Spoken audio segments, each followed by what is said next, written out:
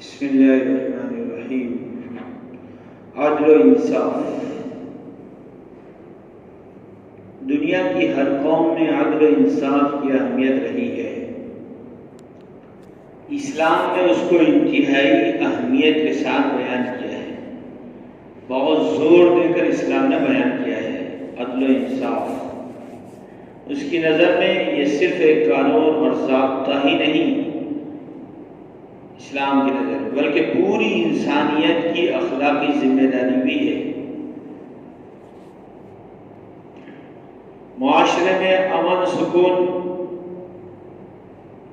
چین و عافیت و مساوات و برابری، مساوات کے معنی برابری، اسی وقت پیدا ہو سکتی ہے جبکہ معاشرے میں سب کے ساتھ انصاف کا معاملہ کیا جاتا ہو، سگاوات نہ ہو، انصاف ہو۔ اگر دنیا سے عدل و انصاف ختم ہو جائے تو لوگوں کا یہاں جینا دشوار ہو جائے، مشکل ہو جائے۔ اسی لیے اسلام نے انسانوں کو اپنی انفرادی، اجتماعی، معاشرتی بلکہ زندگی کے ہر شعبے میں انصاف کرنے کی تاکید کی ہے۔ ناانصافی کرنے والوں کو دنیا اور آخرت میں سخت عذاب کی خبر دی ہے کہ اگر ناانصافی کی تو دنیا میں بھی عذاب ہوگا اور آخرت میں بھی عذاب کی خبر دی ہے پیارے آقا صلی اللہ علیہ وسلم نے۔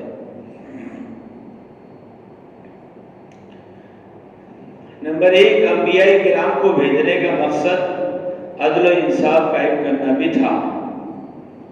شریعت اسلام نے انسانی زندگی میں عدل و انصاف قائم کرنے کے لیے کھلی ہدایت دی ہے۔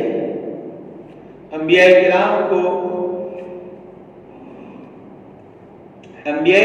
کی اس دنیا میں تشریف لانے کے جہاں اور دوسرے عظیم مقاصد تھے، بڑے بڑے مقصد تھے، کارن تھے، وہیں ایک اہم مقصد، وہیں ایک اہم کارن اس فانی دنیا میں عدل و انصاف قائم کرنا بھی تھا۔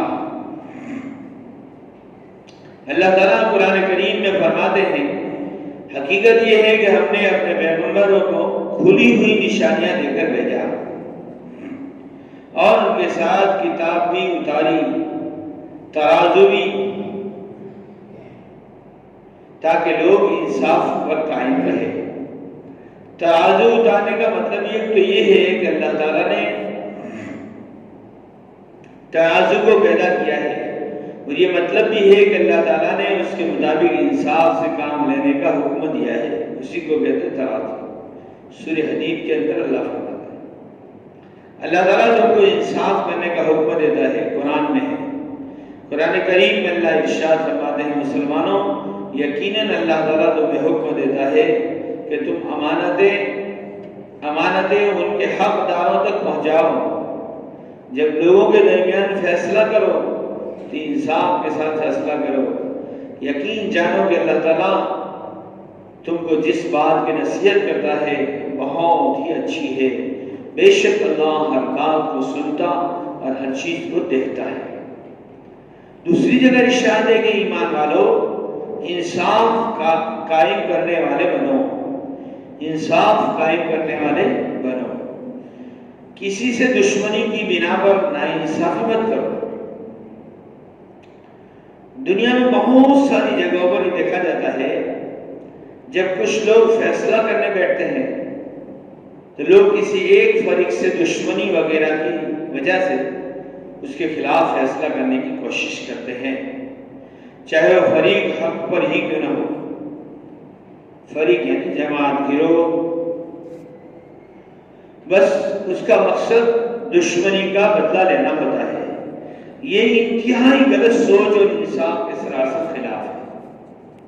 اللہ تعالیٰ نے تاکید کے ساتھ اس سے منع فرمایا ہے، ہر حال میں انصاف کے ساتھ فیصلہ کرنے کا حکم دیا ہے۔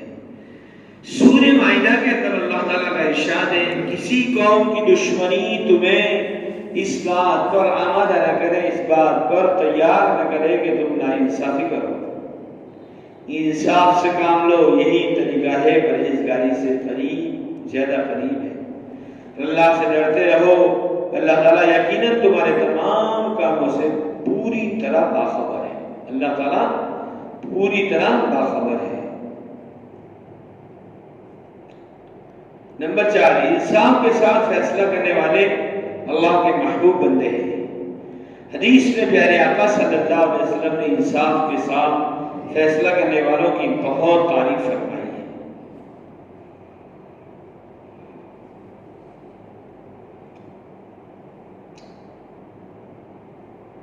اور ان کی خوشخبری سنائی، ان کو خوشخبری سنائی ہے۔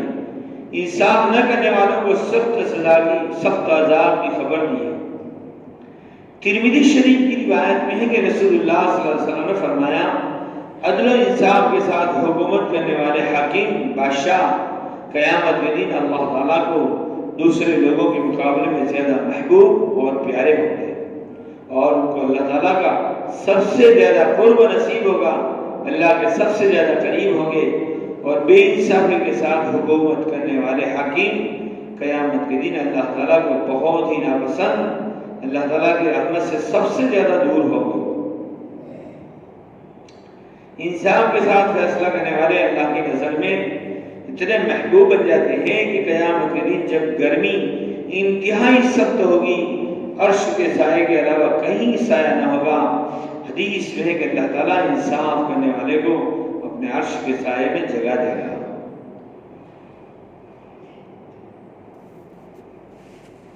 ناانصافی کرنے والے کا ساتھی شیطان ہوتا ہے۔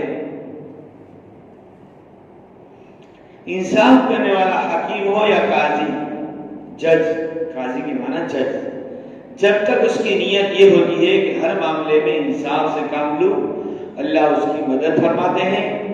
جب اس کی نیت خراب ہو جاتی ہے، ظلم و ناانصافی کا راستہ اختیار کر لیتا ہے، اللہ تعالیٰ اس کی مدد کرنا ہم چھوڑ دیتے ہیں، شیطان اس کے ساتھ لگ جاتا ہے اور وہی اس کی رہنمائی کرنے لگتا ہے۔ ظاہر ہے کہ شیطان جس کی رہنمائی کرے، جس کو راستہ بتائے، جس کی رہبری کرے، اس کو جہنم میں لے جائے گا۔ رسول اللہ صلی اللہ علیہ وسلم فرمایا، اللہ تعالیٰ کی مدد، رسول اللہ فرمایا اللہ تعالیٰ کی مدد فیصلہ کرنے والے کے ساتھ اس وقت تک ہوتی رہتی ہے جب تک کہ وہ عدل انصاف کا پابند ہے، انصاف کے ساتھ فیصلہ کرے۔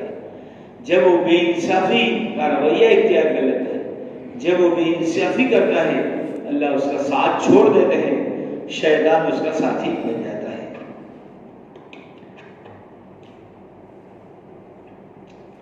فیصلہ کرنے والے 3 طرح کے ہوتے ہیں۔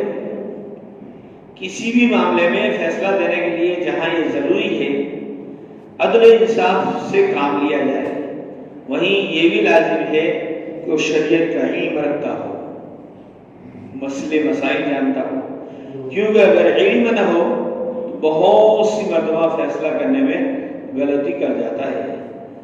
سنن ابو داؤد کی روایت میں حضرت ابو ہریرہ رضی اللہ تعالیٰ عنہ فرماتے ہیں، رسول اللہ صلی اللہ علیہ وسلم فرمایا، فیصلہ کرنے والے قاضی یا حاکم یعنی جج 3 قسم کے ہوتے ہیں، ان میں سے ایک جنت میں جائے گا اور 2 جہنم میں جائیں گے۔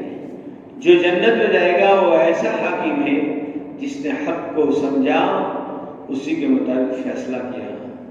جس حاکم نے حق کو سمجھنے کے باوجود ناانصافی کے ساتھ فیصلہ کیا تو جہنم میں جائے گا۔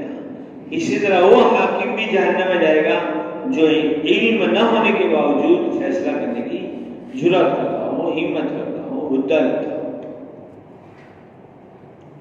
آتا کچھ نہیں اور بڑا عہدہ لے گیا، پرمکھ بن گیا، لوگوں کا امیر بن گیا اور فیصلہ کرنے لگا، علم تو ہے نہیں اس کے پاس، اللہ تعالیٰ ایسے آدمی کو جہنم میں پھینک دے گا اگر ناانصافی ہو گئی تو۔ ظالموں کے لیے سخت سزا کا عذاب۔ کسی بھی معاملے میں عدل و انصاف نہ کرنا ظلم ہے، انصاف نہ کرنا یہ ظلم ہے، اور ظلم اسلام کی نظر میں بہت ہی سخت جرم ہے، اللہ تعالیٰ کی سخت ناراضگی کا سبب بنتا ہے۔ اللہ تعالیٰ فرماتے ہیں جو کوئی تم میں سے ظلم کرے گا ہم اسے بڑے بھاری عذاب کا مزہ چکھائیں گے۔ دوسری جگہ ارشاد ہے جو ظالم لوگ ہیں ان کے لیے اس نے دردناک عذاب تیار کر رکھا ہے۔ سورہ مومن میں اللہ ارشاد فرماتے ہیں اس دن قیامت کے دن ظالموں کو ان کی معذرت پر کچھ بھی فائدہ نہیں دے گی۔ قیامت کے دن ظالم لوگ اللہ کے سامنے معذرہ کریں گے، معافی مانگیں گے، بہانہ کریں گے، ہیلا کریں گے، لیکن کوئی فائدہ نہیں ہوگا۔ ان کے حصے میں پھٹکار ہوگی، ان کے لیے ٹھہرنے کی بدترین جگہ ہوگی، ان کے لیے رہنے کی بدترین جگہ ہوگی۔ اللہ آپ سب کی حفاظت۔ ظالموں کا ساتھ دینے والا مسلمان نہیں۔ جس اسلام کی بنیاد پر عدل و انصاف پر رکھی گئی ہے، جس اسلام کی بنیاد عدل و انصاف پر رکھی گئی ہے، یہ ممکن نہیں کہ اسی مذہب کے ماننے والے انصاف کے خلاف ظالموں کا ساتھ دیں۔ بہت سے مسلمان ابھی بھی ظالموں کا ساتھ دیتے ہیں، ڈبوٹے میں آتے ہیں اور کچھ آتا نہیں، اور مسلمانوں کو بدنام کرنے کے لیے بہت سارے مسلمان چلے جاتے ہیں اور ٹی ویوں میں اپنے آپ کو ظاہر کرتے ہیں، یہ غدار کہلاتے ہیں، اللہ کے وہاں سخت سزا کے مستحق ہوں گے۔ اگر کوئی مسلمان ایسا کرتا ہے تو اس کا مطلب یہ کہ اس کا ایمان ابھی تک کامل نہیں ہوا۔ اسی لیے رسول اللہ صلی اللہ علیہ وسلم نے فرمایا جس آدمی نے جان بوجھ کر ظالم کی مدد کی وہ اسلام سے نکل گیا۔ قیامت کے دن ایک ایک ظلم کا بدلہ چکانا پڑے گا۔ صحیح بخاری کی روایت ہے، پیارے آقا نے فرما دیا، صحیح بخاری کی روایت ابو ہریرہ رضی اللہ فرماتے ہیں رسول اللہ صلی اللہ علیہ وسلم نے ارشاد فرمایا جس نے اپنے بھائی کی عزت، آبرو یا کسی اور چیز پر ظلم کیا اس کو چاہیے کہ آج ہی اس کی معافی تلافی کر لے، اس کے پاس جا کے معافی مانگ لے، اس دن سے پہلے کہ اس کے پاس دینے کو نہ دینار ہوگا نہ درہم۔ ظلم کے بدلے اس مظلوم کو اس کی نیکیاں دلوائی جائے گی، نیکیاں نہ ہوگی تو مظلوم کی برائیاں، مظلوم کی گناہ اس ظالم پر ڈالے جائیں گے قیامت کے دن۔ اس لیے ابھی وقت ہے، کسی نے کسی کو کچھ کہہ دیا ہو اور اس کا دل دکھا ہو اور آپس میں بول چال بند ہو تو آج ہی اس کے سامنے معافی مانگ لے۔ بخاری کی روایت ہمارے سامنے آ جانے کے بعد پھر اس کے اندر دیر نہیں کرنی چاہیے، معافی مانگ لینی چاہیے، اپنی ناک نیچی کر دینا چاہیے۔ قاضی شریح نے حضرت عمر فاروق کے خلاف فیصلہ دیا۔ اسلام میں عدل و انصاف کی جو اہمیت ہے اس کا اثر تھا کہ فیصلہ کرنے والے اپنے وقت کے حاکم اور خلیفہ کے خلاف بھی بے خوف ہو کر فیصلہ سنایا کرتے تھے۔ حضرت قاضی شریح رحمۃ اللہ علیہ بہت بڑے قاضی، بہت بڑے جج تھے۔ انہیں حضرت عمر فاروق کے زمانے میں قاضی القضاء تھے، لیکن کوئی بات آئی تو حضرت عمر فاروق رضی اللہ عنہ کے خلاف بھی فیصلہ انہوں نے دیا۔ تاریخ اسلام میں لکھا ہوا ہے۔ قاضی شریح اسلام کے پہلے چیف جسٹس ہیں کہ ایک مرتبہ حضرت عمر فاروق نے کسی دیہاتی سے ایک گھوڑا خریدا اور آزمانے کے لیے ایک سوار کو دیا۔ گھوڑا سواری میں چوٹ کھا کر لنگڑا ہو گیا۔ حضرت عمر نے اس کو واپس کرنا چاہا، دیہاتی نے انکار کر دیا۔ دونوں فیصلے کے لیے قاضی شریح کے پاس پہنچے۔ قاضی صاحب نے دونوں کی باتیں سن کر کہا اگر گھوڑے کے مالک سے اجازت لے کر سواری میں دیا گیا ہے تو گھوڑا واپس کیا جا سکتا ہے ورنہ نہیں۔ یہ فیصلہ حضرت عمر فاروق کے خلاف تھا، مگر انہوں نے قاضی کی بات سن کر کہا یہی حق ہے، یہی سچ ہے، یہی حق ہے۔ اسی واقعے کے بعد حضرت عمر فاروق رضی اللہ تعالیٰ عنہ نے ان کو کوفہ کا قاضی مقرر کر دیا۔ یہ تھے قاضی شریح رحمۃ اللہ علیہ جو بہت بڑے قاضی تھے۔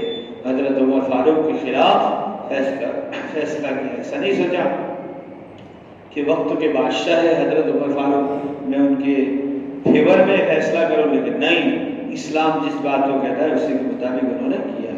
اللہ تعالیٰ ہم سب کو اس پر عمل کرنے